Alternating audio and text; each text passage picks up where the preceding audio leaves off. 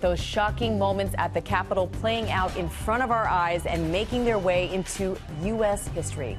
We have senior national correspondent Terry Moran and presidential historian Mark Updegrove join us to put it all in context for us.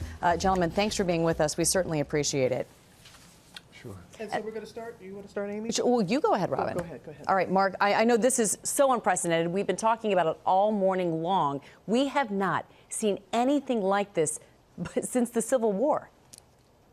That's right, Amy. And even in the Civil War, the Confederate soldiers did not penetrate the U.S. Capitol. In fact, the Capitol served as a hospital for Union soldiers and housed Union soldiers before they went out into the war. So this is a symbol not only of our democracy, but of keeping our Union together in our most desperate hour. So to see ordinary American citizens take it by siege under the guise of being patriots is totally antithetical. You can't claim to love America and hate democracy. The two are one and the same. And Terry, how could history look back on Donald Trump because of this and how he handled himself after the election? You know, Michael, whatever the accomplishments of the Trump administration, they will fade over the years. That's the way. A tax bill, trade policy, even the border. What he will be remembered for first is what he's done since November 3rd, and that is attack our democracy, a sustained effort to overturn a free, fair, and true election as certified by all the states and scores of courts. And he did so by this campaign of lies, of ludicrous conspiracy theories and Facebook fantasies, and then by trying to corrupt local officials with these phone calls where he tries to get them to betray their oaths and their states. Just find me the votes, fellas, he says. And finally, by summoning and inciting and directing this mob, quote, take back our country. No president has ever done anything like that. Whatever else he's done, that's the first line in his obituary. That's the first thing that people will remember about Donald Trump, and it's a disgrace. It will be very hard to forget that. You're right about that, Terry. Mark, in your estimation, when was the last time that we've seen our democracy threatened like this? Well, Robin, we never, to go back to Terry's point, we've never seen our democracy threatened by our own president. That's the difference here. This is our president inciting this violence. 4 years ago, when he was inaugurated, he said, this American carnage will end here and will end now. And yet, yesterday, we saw him inciting American carnage very memorably at the White House.